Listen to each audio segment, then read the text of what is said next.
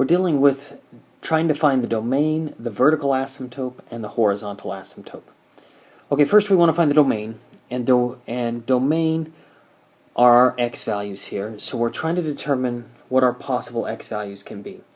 We have to remember that on the denominator here, that cannot equal 0. We cannot divide by 0.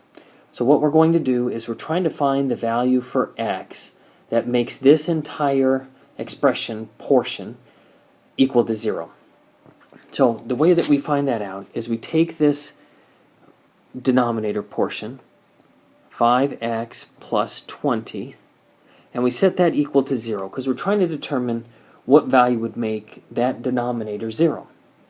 Then we simply solve this one. We subtract 20 from both sides.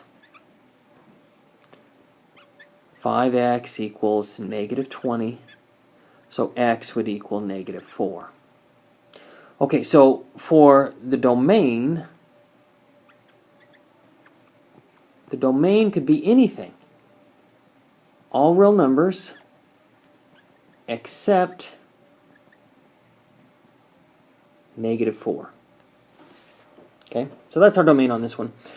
The vertical asymptote and the horizontal asymptote. Well, the vertical asymptote is dealing with all of our x values, and so x can be anything except negative 4. Okay, everything except negative 4. So for our vertical asymptote,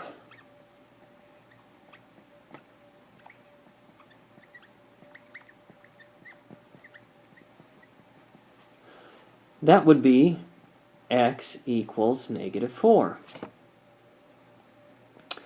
Now our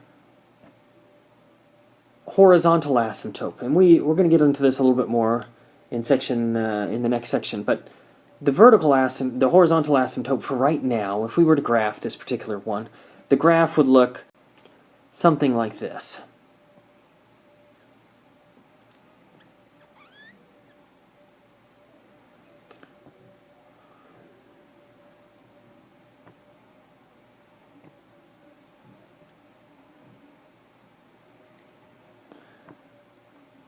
Alright, it would come across, this one would come down, go up, somewhere around here.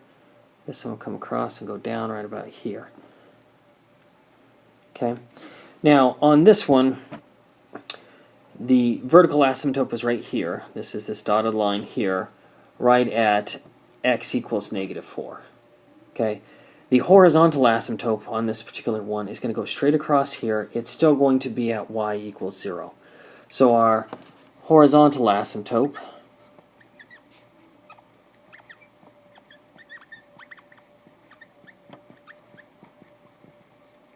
is still going to be at y equals 0.